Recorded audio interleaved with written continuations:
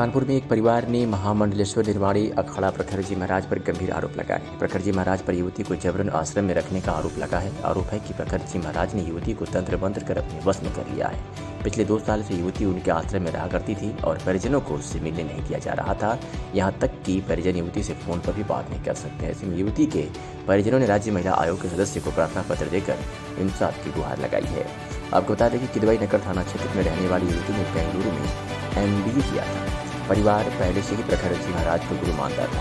युवती की मां का आरोप है कि प्रखर जी महाराज ने उनकी बेटी को काम के बहाने बुलाना शुरू कर दिया।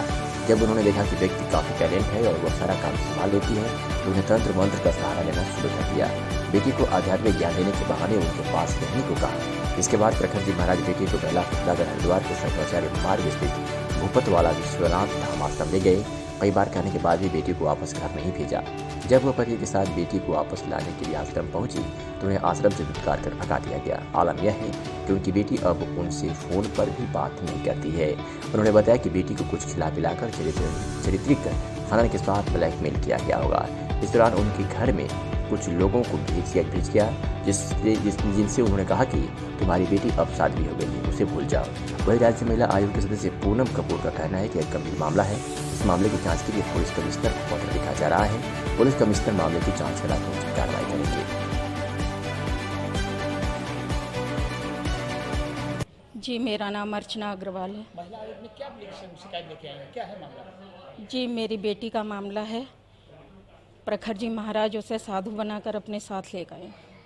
मैं अपनी बेटी को उनके निकालने के लिए यहाँ पर आई हूँ कि वो मेरी मदद करें, मेरी बेटी को मेरे हवाले करें। कैसे प्रखर महाराज जी के कौन है ये प्रखर महाराज जी, कैसे उनके कांटेक्ट में है? जी, वो प्रखर महाराज यहाँ कानपुर में काफ़ी समय से रह रहे हैं। उन्होंने गंगा बैराज पे एक यज्ञ भी किया था और एक कोई स्कूल भी बना रहे हैं गंगा बैराज पे, PPM पब्लिक स्कूल, जिसका वो बताते थे कि 50 करोड़ का प्रोजेक्ट है। तो उसी दौरान मेरी बेटी अपनी बेंगलोर से पढ़ाई पूरी करके आई थी तो उन्होंने मेरे को ये कहना शुरू किया कि गुरुजी का काम है, बच्चे नहीं करेंगे तो कौन करेगा, गुरुजी का काम करने के लिए बच्चों को भेजो। फिर धीरे धीरे ऐसा हुआ कि उन्होंने ज़बरदस्ती बुलाना शुरू किया। फिर धीरे धीरे उन्होंने देखा उसका टैलेंट कि ये टैलेंटेड बच्ची है तो उन्होंने उसको हिप्नोटाइज़ कर लिया। फिर हिप्नोटाइज़, तंत्र मंत्र, जादू टोना जो भी वो कर सकते थे। आज ये स्थिति है कि वो मुझे पहचानती नहीं है। आप लोगों ने मिलने का प्रयास किया? जी, हम गए थे लेकिन हमें आश्रम में अंदर घुसने नहीं दिया गया, हमें बाहर से ही भगा दिया गया। फिर हमें ये भी सुनने में आया कि प्रखर महाराज ये गलत बोल रहे हैं सबसे, अपने जो उनके मिलने वाले हैं सबसे बोलते हैं कि इनके माँ बाप इनको छोड़ के गए हैं, जबकि ऐसी कोई बात नहीं है। हम अपनी बेटी को क्यों छोड़ेंगे वहाँ? कोई बात नहीं, बेटी से कोई किसी से कांटेक्ट हुआ कि वो क्या चाहती है, क्या कहना चाहती है? जी नहीं, वो उसको मिलने ही नहीं देते क्योंकि वो कांटेक्ट कैसे करेगी, उसको बिल्कुल हिप्नोटाइज कर रखा है। बिल्कुल वो उनके जादू टोने, क्योंकि वो उसको अपने उतरे हुए कपड़ों के ही कपड़े बना के पहनाते हैं, भभूति लगवाते हैं, जबकि ये सब काम तो मेरे ख्याल में, जहाँ तक मेरी सोच है, संन्यास आश्रम लड़कियों के लिए तो नहीं है शायद। कितने साल हो गए इस बात? जी, वो 2 साल से यहाँ 12 फरवरी 2020 को यहाँ से लेकर गए हैं। उससे पहले वो 2017 से यहीं पर कंटिन्यू बने हुए थे। अच्छा, आपको इसमें गलत क्या लगता है? अगर कोई करने गई है तो उसमें कुछ गलत नजर आ रहा है क्या? मतलब क्या लगता है आपको, क्या किया होगा उसके साथ? उन्होंने क्या आपको लगता है कि उसके साथ शोषण किया है, कुछ क्या, क्यों ले गए, क्या किया? जी, अब शोषण तो है ही, उसका चारित्रिक हनन है, क्योंकि मेरे को अब बाद में लोग बताते हैं कि ये आगे पहले भी कई लड़कियों के साथ ऐसी कुकृत्य कर चुके हैं। कई लड़कियों को ये ऐसे सन्यासी बनाने की कोशिश कर चुके हैं। आपको लगता है कि ये पहले आपके कैसे संपर्क हुए? आपके गुरु थे क्या? जी, मेरे गुरु थे। 1990 से मेरे गुरु थे। जब उन्होंने जी, मेरे जब से वो लेकर गए हैं तभी से मेरी उनसे कोई बात नहीं हुई है। जी नहीं। आपने क्या क्या प्रयास किए? जी, मैं आश्रम भी गई लेकिन मुझे अंदर घुसने नहीं दिया गया। मेरा फ़ोन भी उसने ब्लॉक करा दिया गया। मेरे बच्चों का भी सब फ़ोन ब्लॉक करा दिए गए कि जिससे हम उससे कोई संपर्क ना कर पाए, वो भावों में ना बह पाए। सिर्फ उन्हीं की बात सुने। तो लगता है आपके गुरु जो प्रखर जी हैं वही आपकी बेटी को लेकर चले गए? जी 100%। क्या मतलब क्या कहना चाहती हैं? जी वो अपने काम के लिए, जो उन्होंने इतना साम्राज्य उनका फैला हुआ है सब तरफ हर जगह, वो अपने काम के लिए, अपने देखभाल के लिए, आश्रमों की देखभाल के लिए, उनका जो भी लीगल इलीगल जो भी काम होगा उसकी सब देख। सवाल आपने कहा कि उसका शोषण हो रहा है, क्या लगता है कि गुरुजी का शारीरिक शोषण या मतलब उस तरह के शोषण से मतलब यही है कि वो उसको ना तो हमसे मिल सकती है, ना तो वो हमसे मिलने नहीं दे सकती। उसका चारित्रिक शोषण कर रहे थे, क्या ऐसा कुछ लगता है क्या? जी अब वो तो जब मेरे मिलूंगी उससे बात करूंगी, मैं यही चाहती हूँ कि मेरी बेटी मुझे दी जाए, और मैं जिससे कि उसके ऊपर जो भी तंत्र मंत्र जादू टोना जो भी हिप्नोटिज किया गया है, मैं उसका इलाज करा के, जितना भी टाइम मिले उसमें इलाज करा के उसका, फिर मैं उससे ये पता कर सकूं कि उसके साथ क्या हुआ है।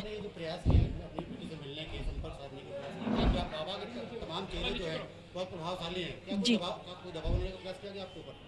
जी मेरे पास कुछ लोग आए थे, वो मेरे से कह रहे थे कि तुम्हारी बेटी ने अपने मन से वो गई है, उसको भूल जाओ तुम। लेकिन मैं एक माँ हूँ, मैं अपनी बेटी को जानती हूँ, मैंने उसे पाला है, बड़ा किया है, मैं जानती हूँ कि वो ऐसा बिल्कुल नहीं कर सकती।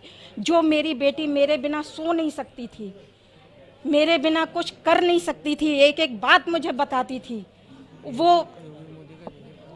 वो इस तरह से मुझे नहीं लगता कि वो ऐसा मेरे साथ कर सकती है। वो तो सीधे पूरा उसका ये है कि वो प्रखर महाराज के उसी में जो उन्होंने तंत्र मंत्र जादू टोना, उसका एक तरह से उन्होंने दिमाग कैप्चर कर रखा है। जितना वो बोलते हैं उतना ही वो बोलती है। तो नहीं कि आपकी बेटी सन्यासी बन गई, क्योंकि बहुत सी देश की लड़कियां हैं परिवार में। जी वो सन्यासी इसलिए बनाती है अपना कार्य सिद्ध करने के लिए बच्चों को, और वो लड़कियों को ही ज़्यादातर टारगेट करती हैं। क्या कार्य सिद्ध करते हैं? जी अपने आश्रम के काम के लिए, कि वो ये भी कहते हैं कि अरे तुम्हें शादी क्यों करनी है, तुम सन्यासी बन जाओ, गुरुजी का काम देखो, ये सब कहते हैं। वो इतने यज्ञ करते हैं, उनका इतना वो रहता है। तो सन्यासी बनाने के लिए ले गए? जी आप आयोग की सदस्य हैं, आपके पास ये केस आया है सिंह महाराज प्रखर जी का, क्या मामला आया और क्या आपने आदेश किया? ये हमारे पास अभी मामला आया, अर्चना अग्रवाल जी आई हैं हमारे पास में, और इनकी बेटी, इनका कहना है कि हमारी बेटी, चूँकि हम लोग उनके आश्रम जाते आते रहते थे, उनको गुरु मानते थे, और उन्होंने इसी का फ़ायदा उठाकर हमारी बेटी को उन्होंने कहा कि इसको भेजो, हमारा स्कूल बन रहा है, वहाँ का कार्य देखेगी। मैंने उनके गुड फेथ में उनको भेजा अपनी बेटी को, लेकिन वो वहाँ से हमारी बेटी को सीधे आश्रम ले गए और उसको बाल लाल कटवा के, उसको अपने कपड़े उतरे हुए पहना के उसको रखा हुआ है। उसके ऊपर कह रहे हैं ब्रेन वॉश भी उन्होंने कर दिया है। और ये महिला का कहना है कि मतलब हमारी बेटी हमको किसी भी हालत में मिले, और वही बेचारी बहुत रो रही हैं। हमने इसको दोनों लोगों ने संज्ञान में लिया है, मैंने और रंजना जी ने, और हमारे शिवाजी बैठे हैं, और हम लोगों ने तय किया है कि हम इसको कमिश्नर साहब को भेज रहे हैं। आदेश क्या कर रहे हैं, क्या कर रहे हैं? आदेश सीधे कमिश्नर साहब को भेज रहे हैं, और कमिश्नर साहब से बात भी कर लेंगे कि इसको कमिश्नर साहब अपने लेवल पे, चाहे महिला थाना अध्यक्ष में एफआईआर कराएं, चाहे किदवई नगर थाने में एफआईआर कराएं, आदेशित हम कमिश्नर साहब को कर रहे हैं। एफआईआर कराने जा रही है? एफआईआर कराएंगे, पहले कमिश्नर साहब को आदेशित करेंगे, ताकि वो इसको संज्ञान में लेके वो अपना भेज दें किदवई नगर या महिला थाना। ये वो डिसाइड करें कि हम किस थाने पे, जहाँ की पुलिस इतनी बलशाली हो कि वो हरिद्वार से वो बेटी को ला सके।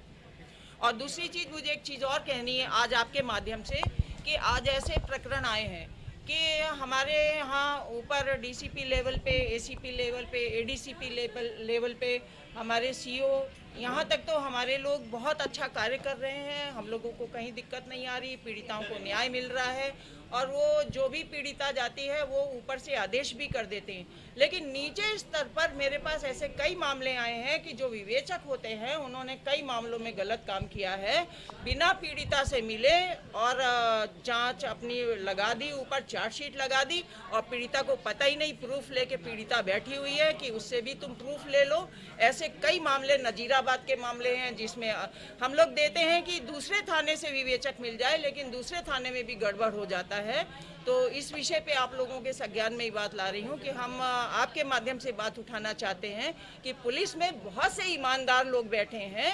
हमारी महिला थाना अध्यक्ष भी इस लायक है कि उसको विवेचना दी जाए और हमारे जो पुराने बैठे हैं विवेचक उनको लगाया जाए, ना कि ये जो लोग विवेचना के नाम पर लूट खसोट करने आते हैं, ऐसे लोगों को विवेचना कभी नहीं सौंपनी चाहिए। इससे हमारी पीड़िता को न्याय नहीं मिल पा रहा है। नहीं, ऐसे रंजीत चप्पल वाले हैं, अब वो पैसे वाला आदमी है तो जो पीड़िता मेरे पास भटक रही है, चक्कर काट रही है, उसको न्याय नहीं मिल रहा। भाई पैसे वाला एक अलग चीज है, पैसे वाला है तो हम न्याय नहीं करेंगे। हम बैठे न्याय करने के लिए, हमारे पास कोई भी अभी प्रखर जी महाराज है, हम क्या जाने प्रखर जी कौन है, ये क्या है, हमसे उससे मतलब नहीं। मेरे पास एक माँ रोती हुई फरियाद लेके अपनी आई है, हम लोग सीधे बैठे हैं न्याय करने के लिए और हम कमिश्नर साहब से इस विषय पे बात करेंगे। सीधी बात, हमारे मुख्यमंत्री जी, क्योंकि हमारी सरकार पुनः स्थापित हो चुकी है, जब से हम लोग आयोग में हैं, पहले दिन ही मुख्यमंत्री जी जब हम लोगों से मीटिंग कर रहे थे, उन्होंने तुरंत ही कहा था कि मुझे उत्तर प्रदेश में 0 टॉलरेंस चाहिए। उसके तहत हम लोग को 3-3 जिले अलॉट किए गए। कानपुर महानगर मेरे और माननीय रंजना जी के पास है, इसके अतिरिक्त हमारे पास दूसरी जगह के जिले हैं और हम लोग पूरा प्रयास करते हैं कि हमारे जिलों में पहली बात तो अपराध घटित ना हो, लेकिन अगर दुर्भाग्यवश कोई अपराध होता है तो पीड़िता को तुरंत न्याय मिले, इसके लिए हम लोग तुरंत कार्रवाई करते हैं। ऐसे हम लोग तुरंत ही, कोई भी हमारे पास आता है, उसी समय खाना बना रहे हो या खाना खा रहे हो, हम लोग तुरंत हाथ धोते हैं और लग जाते हैं कि बच्ची कैसे हमारी न्याय पाए। ऐसे ही सबको काम करना चाहिए और करना पड़ेगा। नहीं करेंगे, अगर नहीं करेंगे तो हम लोग ऊपर तक इसको लिख के भेजेंगे। सर, किदवई नगर में एक मामला आया है, एक बड़े महामंडलेश्वर के खिलाफ शिकायत दर्ज की गई है, उसमें क्या कार्रवाई पुलिस ने की? देखिए, इसमें जो पीड़िता है उसने राज्य महिला आयोग की सदस्या के सामने अपनी पीड़ा रखी थी कि वो उसके साथ कोई घटना घटित हुई थी। इसके संबंध में तहरीर दी थी, इसमें मुकदमा पंजीकृत कर लिया गया है और इसकी जांच आवंटित की गई है और उस जांच के आधार पर कार्रवाई की जाएगी।